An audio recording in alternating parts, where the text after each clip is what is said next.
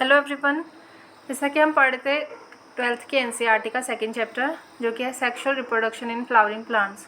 ठीक है, इसमें अभी तक हमने पढ़ा था फ्लावर के बारे में, उसके स्ट्रक्चर के बारे में, फिर हमने पढ़ा था स्टेमन के बारे में और माइक्रोस्पोरेंजियम और पॉलन ग्रेन के बारे में। ठीक है, आज हम पढ़ेंगे स्ट्रक्चर ऑफ माइक्रोस्पोरेंजियम। तो इसमें क्या कह रहा है, इन अ ट्रांसफर सेक्शन, जब हम ट्रांसफर सेक्शन करेंगे, A typical microsporangium appears near circular in outline। अगर हम क्या करेंगे, एक जो माइक्रोस्पोरेंजियम है उसका अगर हम ट्रांसफर सेक्शन करेंगे यानी TS, ठीक है, ट्रांसफर सेक्शन यानी TS, लॉन्गिट्यूडनल सेक्शन यानी LS। ठीक है, अगर हम ट्रांसफर सेक्शन में कट करेंगे तो हम देखेंगे कि ये कैसा लगता है, सर्कुलर लगेगा बाहर से देखने में। ठीक है, it is generally surrounded by 4 wall layers. तो ये क्या होगा, जो 4 लेयर्स हैं, वॉल लेयर्स हैं, उनसे सराउंडेड रहेगा। जो कौन कौन सी हैं, the epidermis, endothecium, middle layer and tapetum. तो अगर हम एक माइक्रोस्पोरेंजियम को कट करेंगे, ट्रांसफर सेक्शन से कट करेंगे, तो हम देखेंगे कि ये 4 वॉल से घिरा हुआ है। ठीक है, इसमें 4 लेयर हैं जिसमें से नाम क्या है इनके, द एपिडर्मिस है, एंडोथीशियम है, मिडिल लेयर है और टैपिटम है। The outer 3 wall layer perform the function of protection and help in dehiscence of anther to release the pollen. देखो, जो आउटर मोस्ट 3 लेयर हैं उनका क्या काम है, उनका काम मेनली, उनका फंक्शन क्या है, प्रोटेक्शन का फंक्शन है, वो प्रोटेक्ट करने का काम करेंगी। And help in dehiscence of anther to release the pollen, और करेंगी, हेल्प करेंगी डिसेंस होने में, उसको डिसेंस होने में एंथर को, ताकि क्या करे, जो पॉलन है उसके अंदर वो रिलीज हो सके। ठीक है, the inner most wall layer is the tapetum. तो जो इनर मोस्ट लेयर है वो क्या है, इसमें यहाँ पे टैपिटम कहेंगे उसको। It nourishes the developing pollen grain. ये करेगी, नरिशमेंट का काम करेंगी, जो पॉलन ग्रेन है उसके नरिशमेंट का काम कौन करेगा, यहाँ पे टैपिटम करेगा। Cells of the tapetum possess dense cytoplasm and generally have more than 1 nucleus। तो अगर हम इसके सेल्स की बात करें तो इसमें क्या होगा, एक डेंस साइटोप्लाज्म होगा और इसमें क्या होंगे, मोर देन 1 न्यूक्लियस, इसमें एक से ज़्यादा न्यूक्लियस होंगे। ठीक है, आगे कह रहा है, can you think of how tapetal cells could become binucleated. तो कह रहा है कि आप ये सोच सकते हैं कि जो टैपिटम की सेल्स हैं वो कैसे बायोन्यूक्लिएटेड हो जाती हैं, कैसे बिकम होती हैं बायोन्यूक्लिएटेड। ठीक है,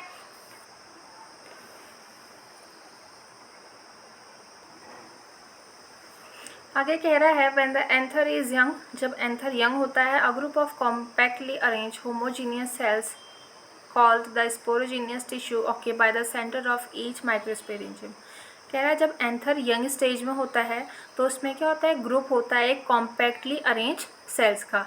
ठीक है, वो क्या होंगी, कॉम्पैक्टली एक दूसरे के संग अरेंज्ड होंगी, मतलब टाइट से अरेंज्ड होंगी, जिन्हें क्या कह रहे हैं, होमोजीनियस, यानी क्या होंगी, सबकी सब वो एक जैसी होंगी। होमो मतलब सेम, हेट्रो मतलब डिफरेंट। ठीक है, तो कह रहे हैं सारी की सारी जो सेल्स होंगी वो क्या होंगी, होमोजीनियस सेल्स होंगी, जिन्हें हम कहेंगे स्पोरोजीनियस टिश्यू, जिन्हें हम क्या कहेंगे, sporogenous tissue. Occupy the centre of each microsporangium, और ये कहाँ पे पाया जाएगा, जो सेंटर है हर माइक्रोस्पोरेंजियम का, उसके सेंटर में ये ऑक्यूपाई रहेगा। ठीक है, नेक्स्ट कह रहा है microsporogenesis. As the anther develop, the cells of the sporogenous tissue undergo meiotic division to form microspore tetrad. तो ये कह रहा है, जैसे ही जो एंथर है वो डेवलप करता है तो जो उसकी सेल्स हैं, जिन्हें अभी हमने पढ़ा था स्पोरोजीनियस टिश्यू, ठीक है, वो क्या करती हैं, अंडरगो मेयोटिक डिवीजन। उनमें कौन सा डिवीजन हो जाता है शुरू, मेयोटिक डिवीजन स्टार्ट हो जाता है, टू फॉर्म माइक्रोस्पोर टेट्राड। और इससे क्या बनता है, माइक्रोस्पोर टेट्राड बनते हैं। टेट्राड मतलब 4। ठीक है, what would be the ploidy of the cell of the tetrad. तो ये कह रहा है, जो प्लॉइडी है वो सेल्स की टेट्राड की क्या है, मतलब प्लॉइडी मतलब क्या है कि एक सेल में क्रोमोसोम्स के कितने सेट प्रेजेंट है, तो उसे हम यहाँ पे क्या कहेंगे, प्लॉइडी कहेंगे। यानी एक जो सेल है उसमें कितने क्रोमोसोम के सेट पाए जाएंगे। ठीक है, तो ये कह रहा है। नेक्स्ट है इसमें, देखो नेक्स्ट है इसमें फिगर 2.3 ए है इसमें transfer section of a young anther. अगर हम एक यंग एंथर का ट्रांसफर सेक्शन करेंगे तो कैसा दिखेगा, ऐसा दिखेगा। उसमें 4 कॉर्नर होंगे। ठीक है, 4 कॉर्नर हो गए। ये इसकी यहाँ पे हमारे बीच में टेपिटम सबसे इनर मोस्ट लेयर। ठीक है, और ये है हमारी मिडल लेयर। उसके बाद फर्स्ट में कह रहा है जो बीच में है वो कनेक्टिव है। उसके नीचे से जो आउटर मोस्ट लेयर है वो है एपिडर्मिस की। एपिडर्मिस के अंदर है एंडोथीशियम। एंडोथीशियम, ठीक है, और यहाँ पे जो स्ट्रक्चर है जिसे हमने कहा था होमोजीनियस सेल्स होंगी जहाँ पे, वो क्या है, स्पोरोजीनियस टिश्यू यहाँ पर प्रेजेंट है। ठीक है, अगर हम इसको और ज़्यादा इनलार्ज करें तो बी है हमारा enlarge view of one microsporangium showing wall layers. तो अगर हम इसको और अच्छे से देखेंगे माइक्रोस्कोप से, तो हम क्या देखेंगे इसमें कि जो एपिडर्मिस है वो तो आउटर मोस्ट लेयर है। ठीक है, उसके अंदर है यहाँ पे एंडोथीशियम। ठीक है, फिर उसके बाद है हमारी मिडिल लेयर। ठीक है, ये पोर्शन मिडिल लेयर का हो गया। और उसके अंदर क्या दिखा रहा है, माइक्रोस्पोर मदर सेल यहाँ पर है। और जो टेपिटम है वो यहाँ पे प्रेजेंट है, क्योंकि टेपिटम का काम क्या है, नरिशमेंट का काम है। ठीक है, उसके नीचे है तो सी वाला ऑप्शन है, अब मैच्योर डिसेंट एंथर। तो अगर हम मैच्योर एंथर को देखेंगे तो वो ऐसा है। ठीक है, टेट्राड तो उसमें है ही, साथ में इसमें क्या बन गए, पोलन ग्रेन भी अब बन चुके हैं। ठीक है, आगे कह रहा है as each cell of the sporogenous tissue is capable of giving rise to a microspore tetrad। तो कह रहा है जो हर सेल है, ईच सेल है स्पोरोजीनियस टिश्यू की, वो क्या है, कैपेबल है कि वो क्या कर सकती है, माइक्रोस्पोर टेट्राड को बना सकती है। Each one is a potential pollen और माइक्रोस्पोर मदर सेल। तो जो हर सेल है वो क्या है, पोटेंशियल पॉलन और माइक्रोस्पोर मदर सेल है। ठीक है, तो हर सेल क्या कर सकती है, अपना पॉलन और माइक्रोस्पोर मदर सेल बनाने में उसको वो क्या है, पोटेंशियल है उसके पास उतना।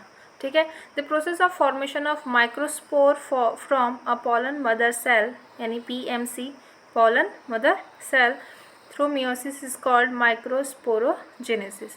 तो कह रहा है वो प्रोसेस जिसमें क्या होता है, फॉर्मेशन होता है माइक्रोस्पोर का, किससे, पॉलन मदर सेल से। तो किसके थ्रू होता है, और मियोसिस के थ्रू होता है। तो इस प्रोसेस को हम क्या कहेंगे, माइक्रोस्पोरोजेनेसिस। तो माइक्रोस्पोर का फॉर्मेशन पॉलन मदर सेल से मियोसिस की प्रोसेस के थ्रू होता है, तो इसे हम कहेंगे माइक्रोस्पोरोजेनेसिस कहेंगे।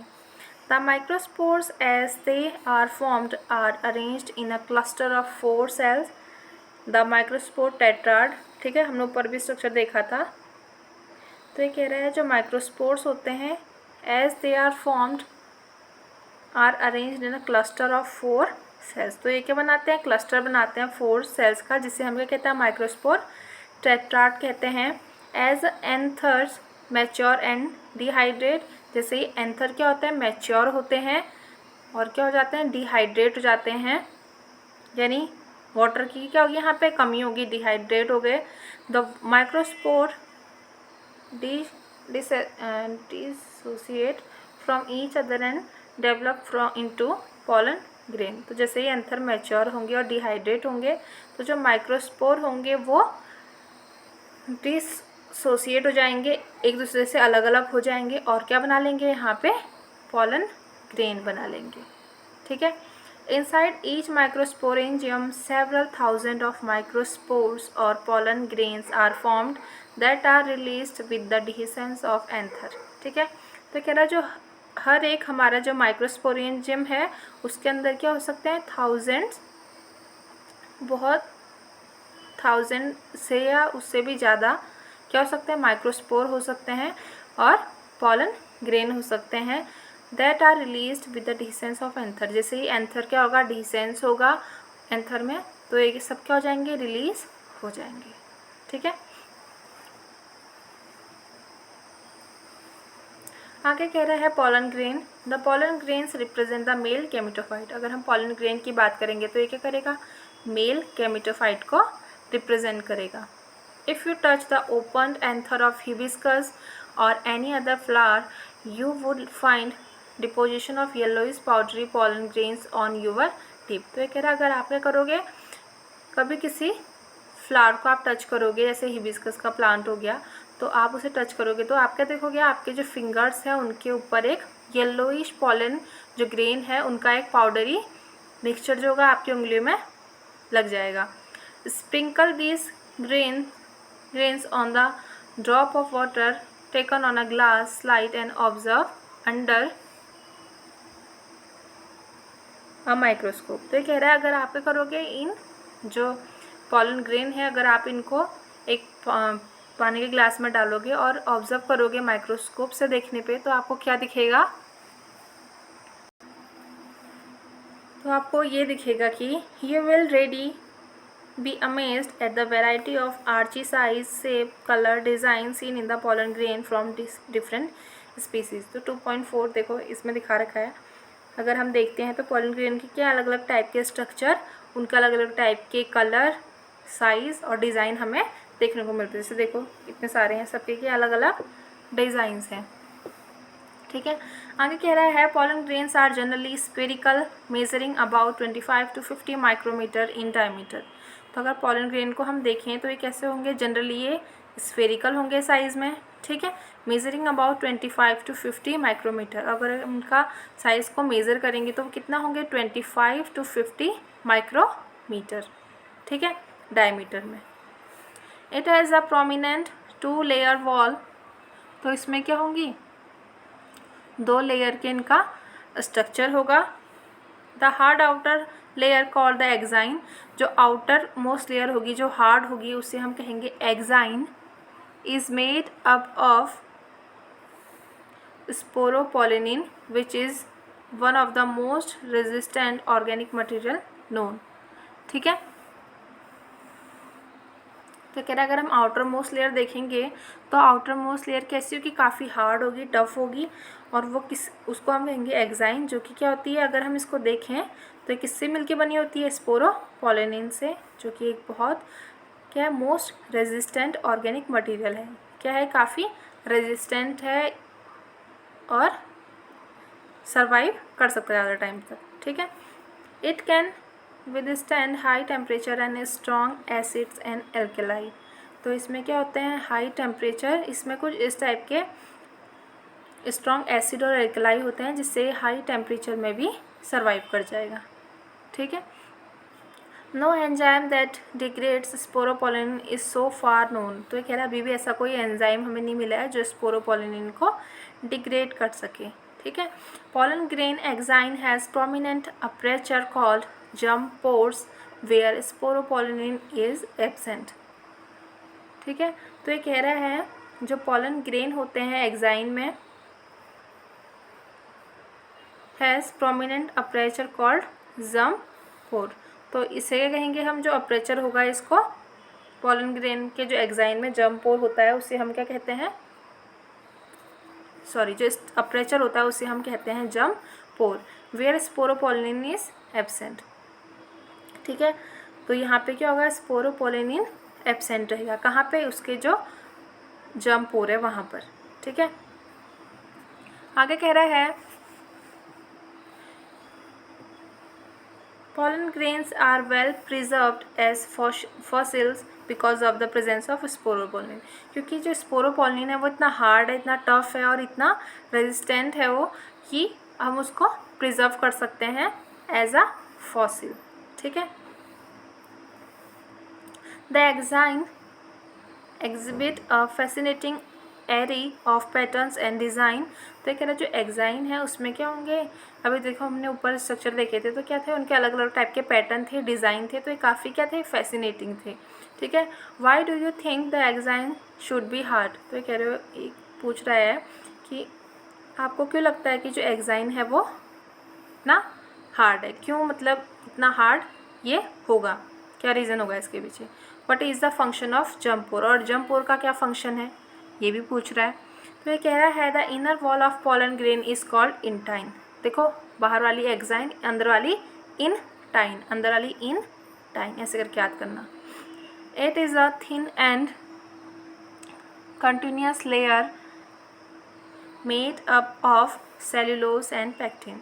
तो कह रहा है जो इंटाइन है वो थिन होगी यानी पतली होगी और कंटिन्यूस लेयर होगी जो कि किससे मिलके बनी होगी, सेल्यूलोज से और पैक्टिन से। एक्साइन किससे मिलके बना था, एक्साइन स्पोरोपोलिन से मिलके बना था, और इंटाइन है जो वो किससे मिलके बना है, सेल्यूलोज और पैक्टिन से। ठीक है, तो आगे कह रहा है the cytoplasm of pollen grain is surrounded by plasma membrane. जो साइटोप्लाज्म होगा पॉलन ग्रेन का वो किससे सराउंडेड रहेगा, प्लाज्मा मेम्ब्रेन से। When the pollen grain is mature it contain 2 cells. जब पॉलन ग्रेन क्या होगा, मैच्योर होगा, तो ये 2 लेयर कंटेन करेगा। एक होगी वेजिटेटिव सेल और दूसरी होगी जनरेटिव सेल। ठीक है, एक तो होगी वेजिटेटिव सेल जिसका ऐसा कोई फंक्शन नहीं होगा, मतलब नॉर्मल फंक्शन होंगे उसके सारे, पर जनरेटिव सेल होगा उसका अपना अलग फंक्शन होगा। ठीक है, the vegetative cell is bigger. Vegetative cell क्या होगी, बड़ी होगी। Has evident food reserve and a large irregularly shaped nucleus. तो जो वेजिटेटिव सेल होगी वो साइज में बिग होगी, बड़ी होगी, और उसमें क्या होगा, जो फूड रिजर्व होगा वो काफ़ी एविडेंट होगा, मतलब उसके लिए भरपूर होगा, एविडेंट होगा। And a large irregularly shaped nucleus, और जिसका न्यूक्लियस होगा वो कैसा होगा, इरेगुलर होगा, कोई उसका पर्टिकुलर शेप नहीं होगा। The generative cell is small, और जो जनरेटिव सेल होगी वो कैसी होगी, स्मॉल होगी। And floats in the cytoplasm of the vegetative cell, और ये कहाँ फ्लोट करेगी, जो साइटोप्लाज्म है वेजिटेटिव सेल का वहाँ पे ये फ्लोट करेगी। ठीक है, आगे कह रहा है it is spindle shaped with dense cytoplasm and a nucleus. तो इसमें क्या होगा, स्पिंडल शेप, इसका क्या होगा, डेंस साइटोप्लाज्म होगा, और इसमें क्या होगा, एक न्यूक्लियस होगा। ठीक है, इन over 60% of angiosperm pollen grains are sheet at this second या 2 सेल स्टेज। तो ये कह रहा है जो 60% एंजियोस्पर्म होते हैं उनमें जो पॉलन ग्रेन होता है वो क्या हो जाता है, शीड हो जाता है।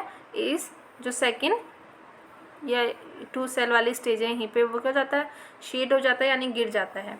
In the remaining species the generative cell divides mitotically to give rise to 2 male gametes before pollen grains and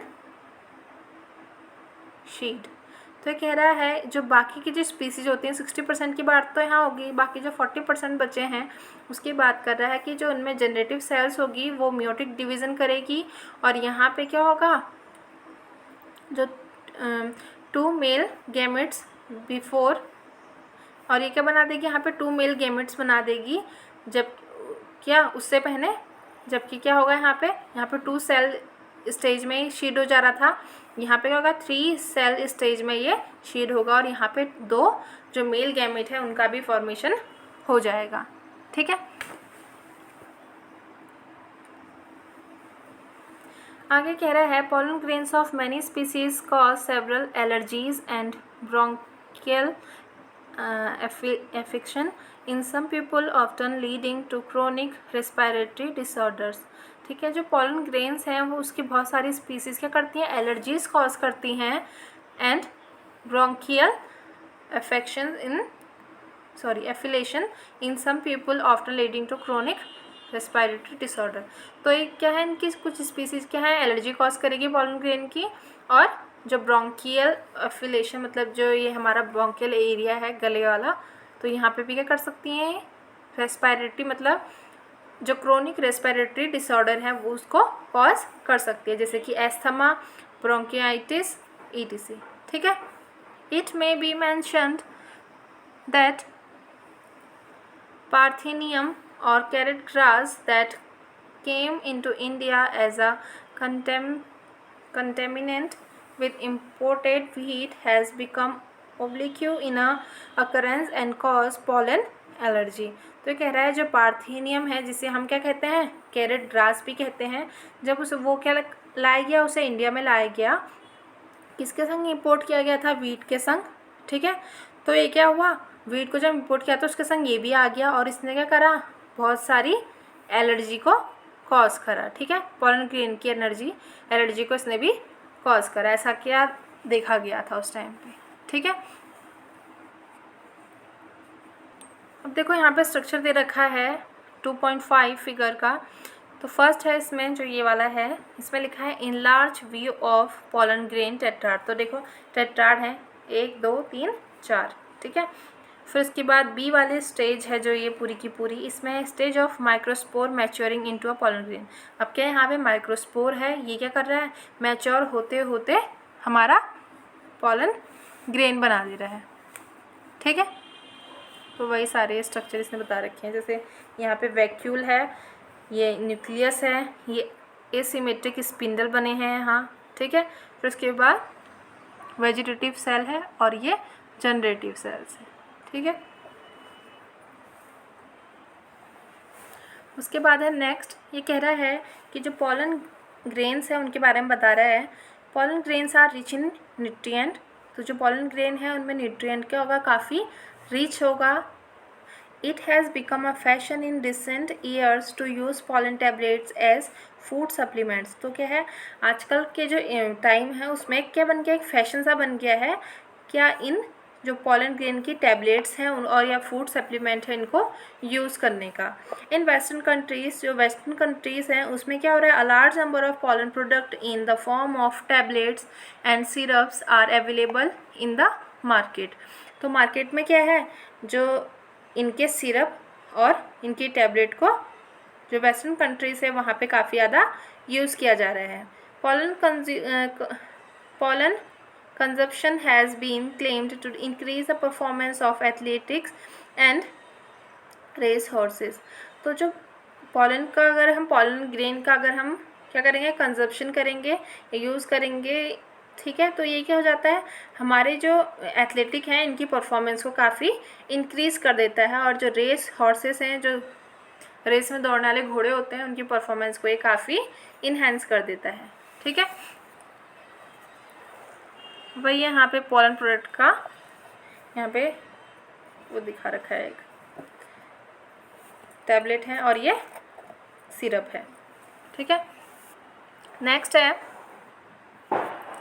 ये कह रहा है when once they are shed pollen grains have to land on the stigma before they lose viability if they have to bring about fertilisation. तो कह रहा है जब क्या हो जाते हैं, ये शीट हो जाते हैं पॉलन ग्रेन, तो इनको करना पड़ता है स्टिग्मा में, have to land on stigma, इन्हें करना पड़ता है। अगर फर्टिलाइजेशन होना है तो इन्हें स्टिग्मा में जाना पड़ता है। अगर स्टिग्मा में नहीं जाएंगे तो क्या फर्टिलाइजेशन होगा ही नहीं।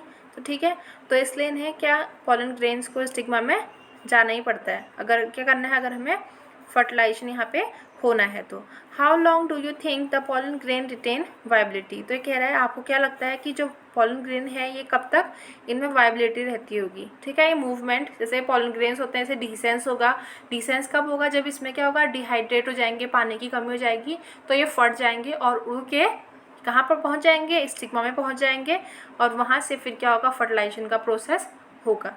तो ये कह रहे हैं आपको क्या लगता है कब तक ये वाइबिलिटी में रहती होगी।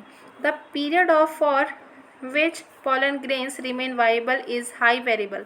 तो क्या हर स्पीसीज़ में अलग अलग टाइप की क्या होंगे, वाइबिलिटी होगी, किसी में हाई होगी, किसी में लो होगी, and to some extent depend on the prevailing temperature and humidity. अब ये क्या है, किस पे डिपेंड करेगा इनकी वाइबिलिटी, टेम्परेचर में, और वहाँ पे क्या ह्यूमिडिटी है उस पर भी ये डिपेंड करेंगे।